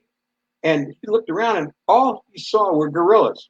Well, the reason they didn't kill him right off the bat is because he looked like one of them. He had a Portuguese background, so he was sort of dark-skinned anyway. He was dressed like they were, so they weren't really sure who he was. But he figured in 10 seconds they would have probably figured it out. So he turned his back and started walking away and walked into the bush. And he said about 10 minutes later, somebody figured out that he wasn't the real deal. And so they started chasing him. And for 4 days, they chased him through the bush until he got back to the Rhodesian border. And he finally gets to the border, and there's a gray scout sweep call sign that used to ride along the fence line in Rhodesia to look for people who had infiltrated. They were on horseback, and they were in teams of about 8 or 9, and they would ride back and forth along his fence line. And they saw him at this very moment, incredible it was, running like hell to get to the border fence. And so they put down this base of fire over his head, and there were FPLM. These were Mozambique soldiers that couldn't have been more than 50, 7,500 meters behind him. And so they hold these guys off while he climbs this fence and gets back on the Rhodesia side, and then he's sort of rescued by these guys in gray scouts. And that's the only way he got out of there alive. It was a hell of a survival story. And that camp was one of dozens that we hit in the early days. Again, I say we, not me. But I did get involved in one shortly thereafter, just about 3 weeks later, once I joined the Army. And we walked right across the border and hit this camp called Remanai, which, interestingly enough, had Tanzanians as guards that they had brought in. And there were about half a dozen of those guards who were killed in that action. But as the war went on, the Zanla and the Zipra forces moved their camps further and further and further back from the border itself, because we kept whacking them on the border, so that by the time we hit Chimoio, which was the biggest raid of the war, that was in November 77, they'd already moved these camps back about 50 miles into Mozambique. And that's when we hit Chimoio, that were actually a cluster of 10 camps that we hit. And I think there were something like 1,500 that we killed in that camp attack over 2 days. Wow. And the SAS was involved in that. I jumped in with the RLI. We had a whole commando jump in of 100 men. The SAS, the whole SAS jumped in. We had another RLI troop that came in by helicopter, and then they used 10 gunships to seal off the box at one end, just flying around 10 K cars. So it was a box that we caught these guys in these 7 camps, and we just sort of closed in from 4 sides. So if you ever read about Chimoio, I don't remember what the operation was called, but it's in any book you read about Rhodesia. You look in November 77, and you'll see what that camp attack was like. Yeah, I have heard of Chimoio. I didn't realize you were there, John. Yeah, I took a troop in. It was customary for the troop leader to jump in the middle of the group. So we were on Dakotas, the DC-3s, and you would have a line of men jump in. Then I would be sitting right across from the door, and then I would go in after the first stick jumped in, and the second stick would follow me. So when I came down, I was theoretically supposed to be between the 2 sticks. It didn't work out like that. The wind caught me and blew me about 200 yards from anybody else. I was sitting there by myself. I was crying like a little girl because there was absolutely nobody around me, and there were guerrillas flying all over the place. So I wimped out. I had to go into therapy for that one, because that was, you're isolated by yourself out there, and they were just all over the place. But I finally got my nerve back together again and dried the tears, and then I reconnected with my men, and then we went on this sweep line and swept up, and there were just a lot of people in our way. Yeah, because I imagine, John, getting captured as a European doing a cross-border raid would not have went well for you, sir. No, they had taken a real dim view of that. Real dim view, especially as an American now, mind you. Yeah. That would have been even worse. I can't imagine. One of the things I liked about your book so well was how you interwove the story of some of the women that you were dating at the time. And I love when people do that. Because I've been married for 33 years. My wife is never far from my mind when I would be overseas doing stuff. And I love that you included that in your book. Yeah, I was married when I started this. My children were I have a boy 13, a girl 15, but they were a lot younger at the time, and I wanted to leave them some kind of oral history, because I didn't have one from my dad, and he was a World War II vet who had been captured at the Battle of the Bulge, and I just heard verbal sort of oral history from him, but I'd never had anything written down, and I thought I wanted to do something else for my children. So I started that with that kind of project in mind. And then I thought, look, if I'm going to write about this stuff, I did know women along the way. So I asked my wife for permission if I could bring some of these women in on a one-time only basis, and just sort of, tell a true story. And she said, fine. So she gave me this sort of free hand there. And I mentioned some of the girls that I'd known when I was in the Marines, and then there was one woman I was with for a couple of years when I was in Rhodesia, and then another girl, an Egyptian girl I met when I was studying in Cairo, and I was with her for a couple of years. So, yeah, there were a few that I had known along the way there. I mean, this is a 30-year story. I wasn't a monk in those days. Not like today, right, John? You're a monk nowadays. That's right, exactly. I've been married 20 years, so no, I've monked it up right now. Okay, so Rhodesia ultimately becomes Zimbabwe. Robert Mugabe is sworn in as president. They're flying a new flag there. The security forces relatively lucky. You talked about the other night when you and I spoke, almost overnight ceased to exist.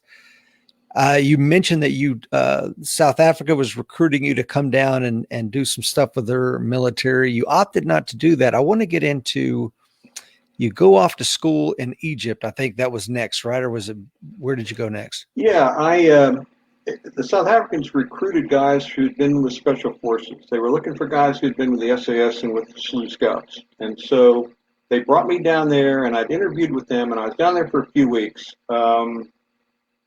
But they wanted me to go up with 5 Recce, and they were doing some work up in Mozambique and Angola. And it's a proficient organization. Take nothing away from the South Africans, but it didn't have the flavor of the Selous Scouts that I really wanted. That sort of, we'll do stuff literally off the bat. I mean, right off the bat. If the imp's good, if we can act on that, we are going to go in. South Africans were a little more studious in analyzing this stuff, and I don't think they had quite the quick reaction to raw intelligence that we did. It was filtered through a couple of layers, whereas the Selous Scouts never did that. And that's what was the beauty working in that unit. You would capture somebody, he would be interrogated by 15 minutes later, that data, that information would be out with groups operating. So they could work on this stuff almost instantaneously.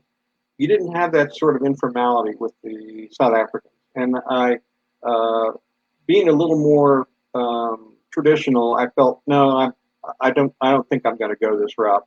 So I went back up to Rhodesia. I had a girlfriend up there then. I stayed with her for several months until December of 1980. Now that was about 7 months or so after the war ended. The war ended in April. I stayed with her until just before Christmas. Then I went home. I was pretty sick in those days. I had paratyphoid, and I was in bad shape. It took me almost 2 years to get my health back. I was just a wreck, a complete physical wreck. But I finally decided to go off to Cairo in '82, early '82, to study for a master's degree in Middle East studies. And I'd applied to American University of Beirut at the same time, but I hadn't heard from them. And the reason is because, of course, they were in the middle of a horrible civil war up there, and the mail was interrupted. But I ended up getting the acceptance letter from American University of Beirut. So I transferred up there and spent the next year and a half in Beirut finishing up my master's degree. And while I was there, I crossed the wrong people. Just by being an American. Lebanese are, if you live in the western part of the country, they look exactly like we do. I mean, they're very, very fair skinned. It's because the Crusaders had gone through there over 1,000 years ago, and they had dropped a lot of calling cards on their way. And so the Lebanese, the Syrians and Lebanese who lived in that part of the country were just as fair skinned and blonde as you can possibly imagine. But the Lebanese outside of that district had a darker skin to them and black hair, and it's anything but what I appeared to be. So I was, they could pick me out of a mile away in a lineup. And I went into a hospital because, as we mentioned earlier, I had this problem with my stomach at the time. I had a small bowel obstruction, and I went in there, and 5 minutes later, a guy came in and put a Tagarov under my chin and said, "You're coming with us." And they put me into a car, and they took me into the southern suburbs, which was a maze of these streets that looked like a crossword puzzle, and that's where all of the terrorist groups lived in those days. And they cut out Turk. Beirut was cut out. One section belonged to Amal, one section belonged to Hezbollah, one section belonged to Islamic Amal, one section belonged to Murabatun, and when you crossed these lines, you had to be careful about which section you were going into. So I was being held by Islamic Amal, which was they were sympathetic with Hezbollah, and I was held for 4 days until finally some good guys intervened, good Lebanese intervened, got me off the hook, rescued me, and took me back into the hospital where I'd gone in the first place. So I was on ice there in this prison for 4 days. And they worked me over for 4 days. They were not gentle about this at all because I was a spy.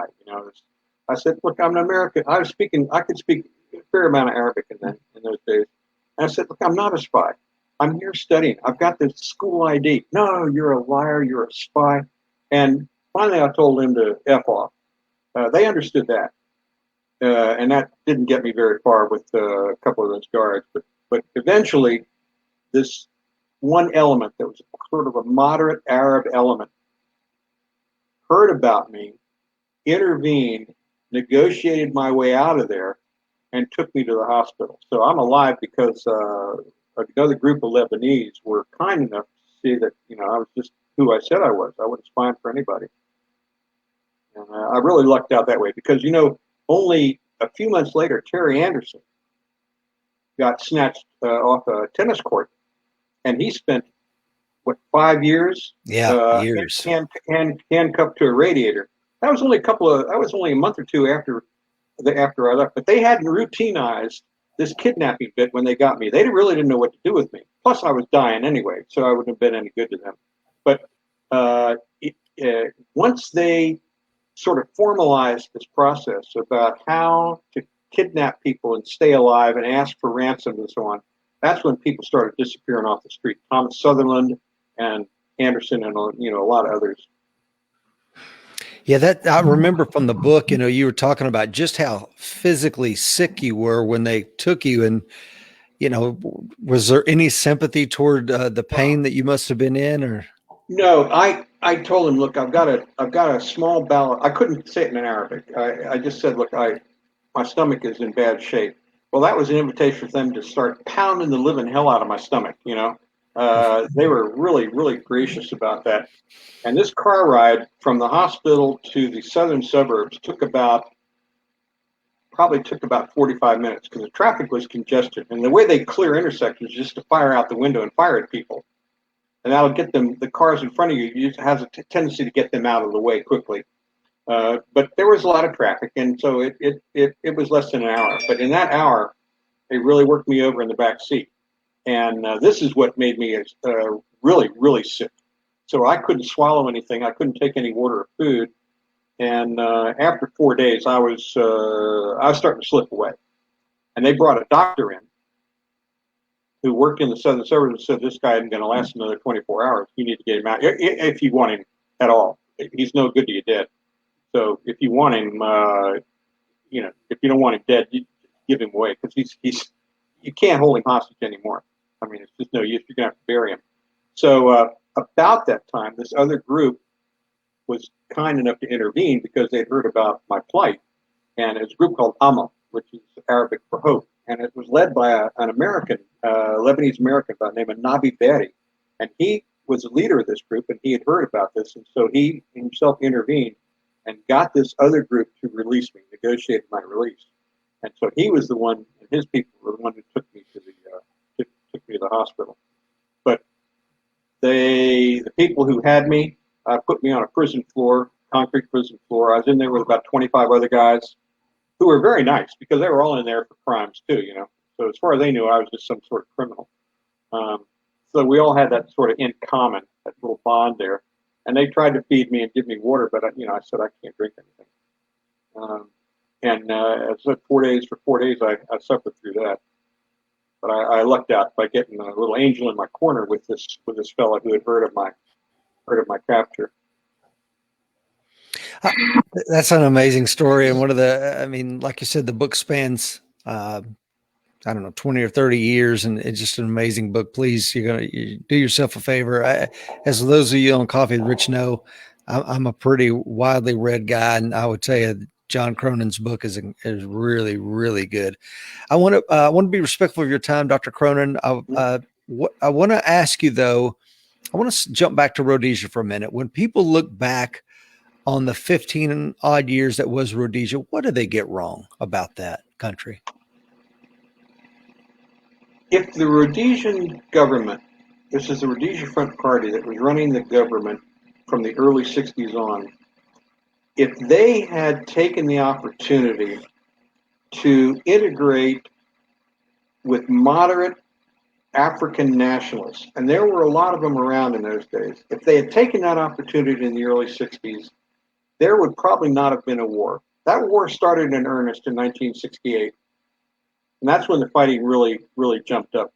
But up till that point, there was a chance that moderate whites and moderate African nationalists could have reached a political agreement that would have shared power adequately so that both sides could have been in the assembly, in the parliament, and had their rights represented fairly.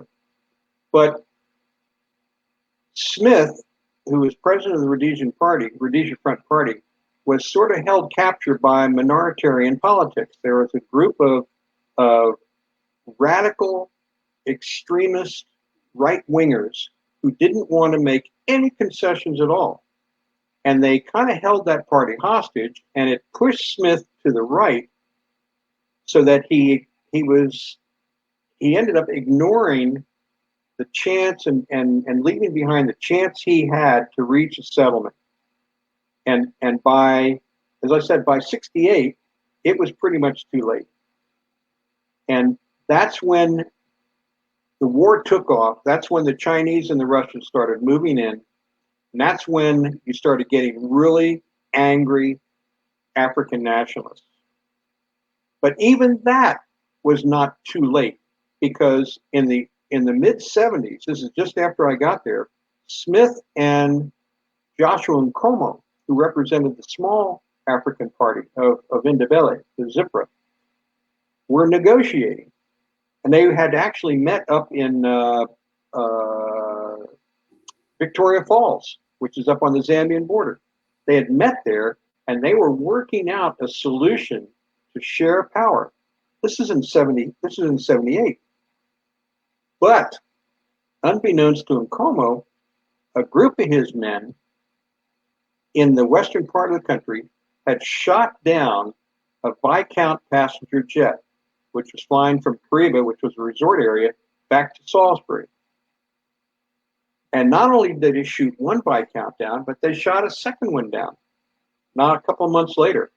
And so any kind of negotiated settlement now that Smith had in mind with Nkomo was out the window. Smith and Nkomo were going to join forces, integrate the Rhodesian army with Zipra forces, and take on Zanla. And if they'd done that, they would have beaten Zanla. They would have beaten Mugabe's people, who ended up running the country. And that would have settled, I think, the issue in Rhodesia of sharing power, and you would not have had the end of the war coming as it did, with Mugabe being the president. But once those two airliners were shot down in 78, that was the end of all negotiations. The Europeans wouldn't permit Smith to negotiate anymore with Nkomo. And so it went right back to the fighting again. That war was over by that time, Rich. I mean, the writing was on the wall. You know, by 78 or so, we were losing men. They were pouring in on the borders by the thousands. And all we could do was just protect the sort of interior of the country as opposed to the borders. Yeah, it's amazing to me because, we had just sacrificed, 55,000 Americans to stop the dominoes from falling in Vietnam and that part of Asia. And you would think like, okay, here we are we going to stop that communist domino from falling in Southern Africa? And of course, we did not help. Obviously, men like yourself did go over, John, and did fight to defeat communism in sub-Saharan Africa. But, ultimately it didn't work out. And Mugabe comes in as a tyrant and just recently passed away at 90-something years old and was the Hitler of Africa and loved being called that. Yeah, he was a real thug, this guy. We used to hear him on shortwave radio when we were really out there far from nowhere. We used to hear him give his speeches when he was in Mozambique. And you talk about a blowhard. It was all about the brothers and the revolution and what they were going to give their people when they finally took power. Everybody was going to get houses. and you were going to be allowed to, be the conductor on the trains, and you were going to get this and that, and it was so much propaganda and nonsense and his people bought this. These guys had 10th grade, 8th, ninth grade educations, and they believed what you told them. It turned out that they got screwed blue because after the war, they got nothing. And because the country, as you said, went into a hyperinflation status because the Mugabe drove away all of the people who could make money in that country, particularly the farmers and the engineers who were responsible for all the mining, which is what Rhodesia was making money on, and growing these crops that they were exporting for hard currency. All those people were leaving. And so he was left with this shell of an economy where he got to the point where he was begging Europeans and whites to stay there to help him keep this economy above water. But I mean, as you correctly point out, it just sunk without a trace not soon thereafter and went into hyperinflation where prices were doubling every 12 hours at one point. You can imagine that. Prices doubling every 12 hours. They were in the trillions of dollars for goods and services. People were, it made Hungary in 1946, which has the world's highest inflation ever, it made it look like a basket case. You couldn't buy anything. It was out of sight. And in the middle of all of that, Mugabe wins the lottery. Imagine that. Yeah. Yeah, just the most unbelievable luck with that guy. They had a lottery for all the Africans in the country, and Mugabe won it. Think of that. How weird. How weird is that? Yeah, it was a walking criminal show. He brought all these party members in. He put all these people into the European farms. They knew as much about farming as I did. Drove all the European farmers out, gave the farms to his political cronies. They ran these farms into the ground, and they ended up being not the primary exporter of crops in Africa, but one of the primary importers because they couldn't even feed themselves now. It was a mess, an absolute mess after he took over. And it didn't have to be that way. He inherited an incredible economy. The whole world wanted him to succeed. It should have been a success story. And of course, as you pointed out, Dr. Cronin, it ends up becoming this people starving to death on the streets. I mean, it's just one of the things I read, like with the farms, so he gives these European farms that are very successful to his cronies. They come in and rip up the irrigation lines to sell the irrigation pipes for scrap. And it's like, it's crazy. Not only that was he victimizing his own people. Now, these are the people that had supported him in the revolution, mind you. We're not even talking about the Indabelli and the Zipper forces. That was another story altogether. This is the way he treated his own people. He looked at North Korea as his primary military supporter. And North Korea came in and was, by that time, now I'd already been gone a couple of years, North Korea was the primary trainer of all of his forces. He brought them in. They were the ones who organized the genocide that took place in the western part of the country where the other tribe lived, the Indabellis lived. And in the space of about a year and a half, they murdered 40,000 Indabellis, just murdered them out of hand, just because they were from another tribe. And North Koreans were largely responsible for that. They sort of led the way. They pointed out which villages to go to. And Mugabe's forces, his Shona forces, went in there and just razed these villages, and everybody in them was killed. And he never apologized to anybody for that. And the world went, such a bad boy. But you didn't find sanctions that were imposed on the government after these hideous affairs. You had not only that now, he's now driven out the Europeans, the ones who could do anything to help his economy. He's murdered tens of thousands of people from another tribe, and now he's succeeded in driving out hundreds of thousands of his own people across the border into South Africa, where these are now refugees. And if they weren't poor when they were in Zimbabwe, you can imagine what their lot was like in South Africa, who didn't want them. But what were they going to do? So they set up these camps for them. But the people were in such terrible, terrible conditions, sort of like the Rohingya that are being out of Burma, that are being pushed into Bangladesh, and the Uyghurs, who are being victimized by the Chinese up in Xinjiang province in the northwest. This is how these people were treated. It was a humanitarian disaster when he came into power. It's just a disaster. And all the while, the economy is diving further and further into the deep. But he was rich. His cronies, rich, driving around in Mercedes and new uniforms, living in homes that these little palatial palaces that he had taken over and remodeled and so on. Yeah, his people were living big, but you get the average guy in the street, he could hardly eat. Yeah, it's unbelievable. Money was worthless. Yeah.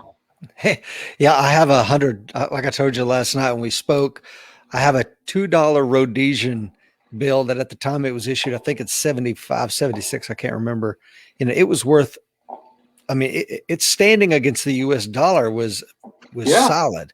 Yeah, And then you flash forward, to 2008. They're printing $100 trillion bills. That's right. It's crazy. I've got a photograph in the book of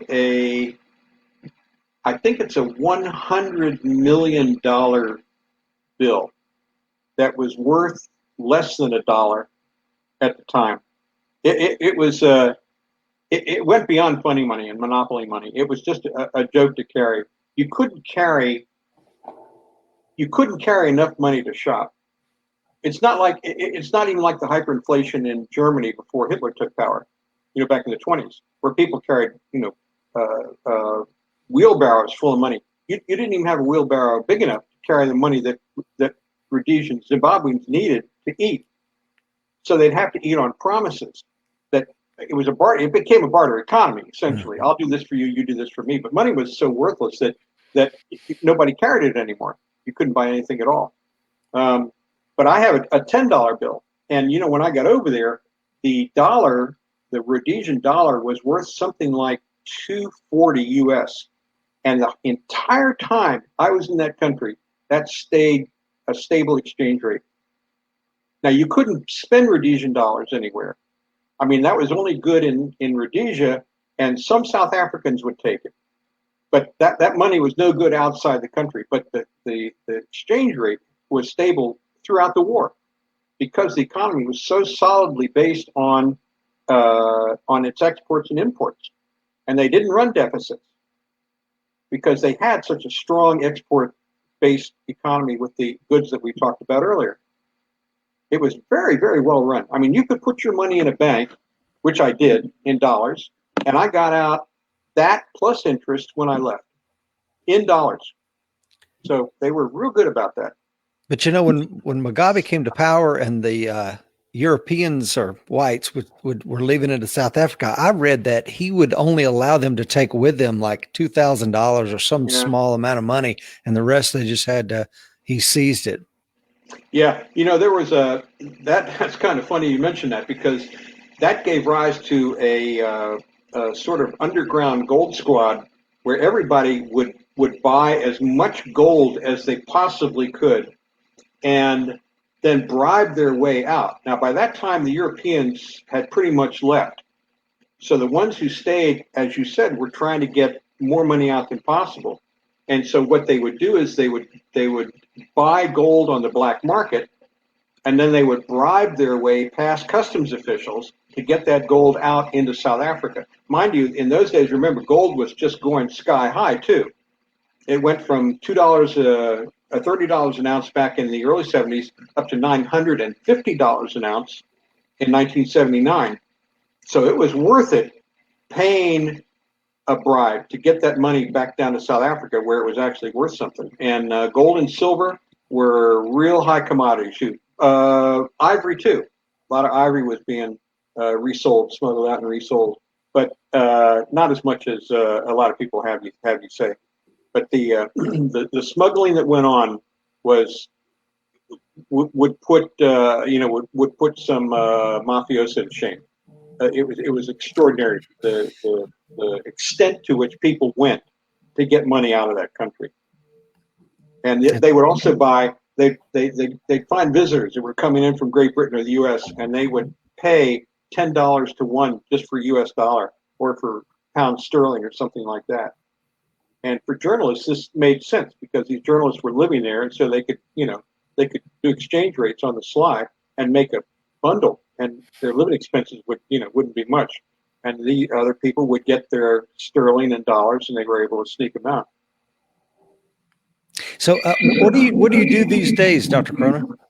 Well, I returned from my ventures back in '98. I was in London for a couple of years while I was working on my doctorate, and I had to be in residence over there in a program for 2 years. And then I got back here and I started working for an online university called Strayer University, and I picked up a couple of contracts through Department of Education and a couple of private contracts where one was with a mine protected company. We were looking at mine protected vehicles. And as you pointed out a little earlier, I quite rightly, the Rhodesians were building vehicles that had a V-shaped hull. It was called a monocoque hull. And they had their APCs, and they had all their troop carriers, their trucks. A lot of the emergency vehicles were all built that way so that when mines blew, they blew up and out like that, and not straight up like they did in Vietnam with our trucks which were flat bottom.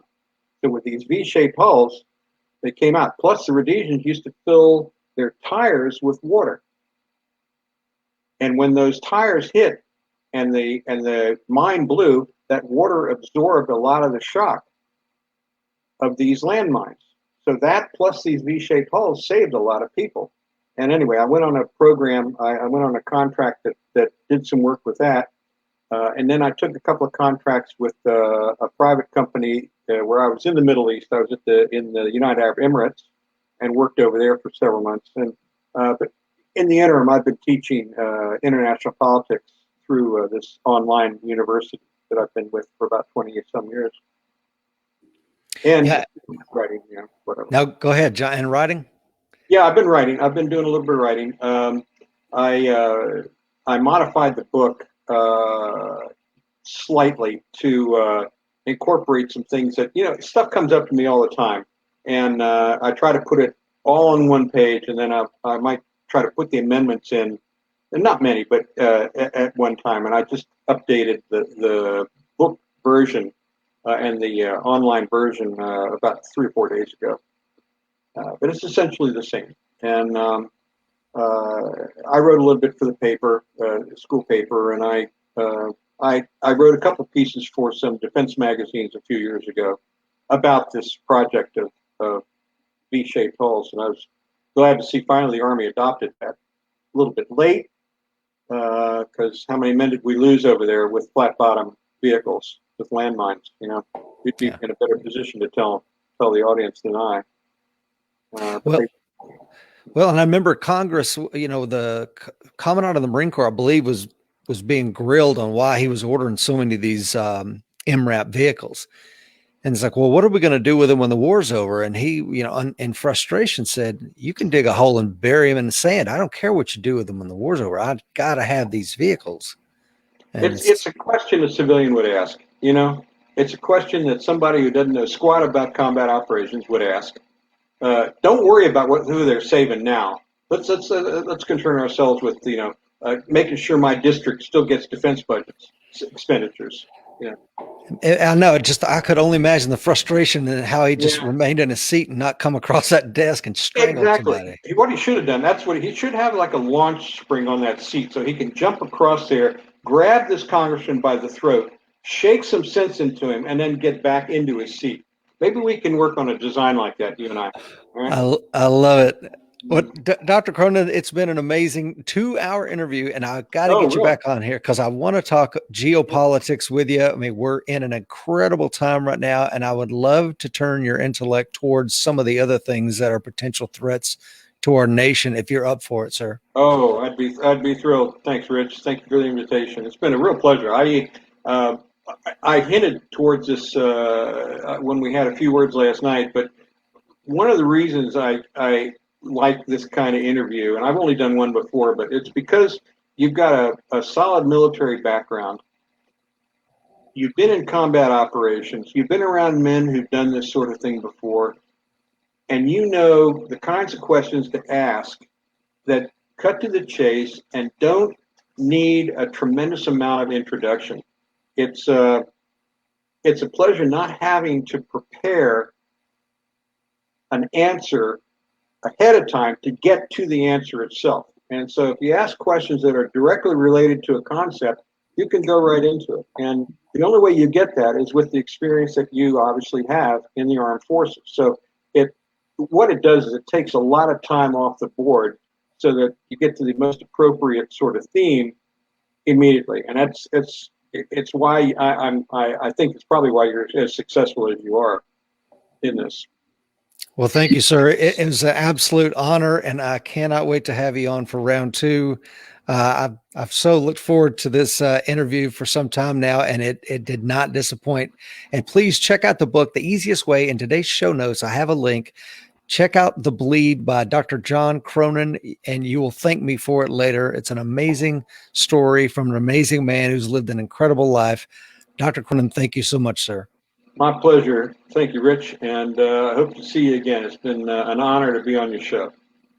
Thank you, sir. Folks out there watching and listening today, remember the fight is coming. Be ready.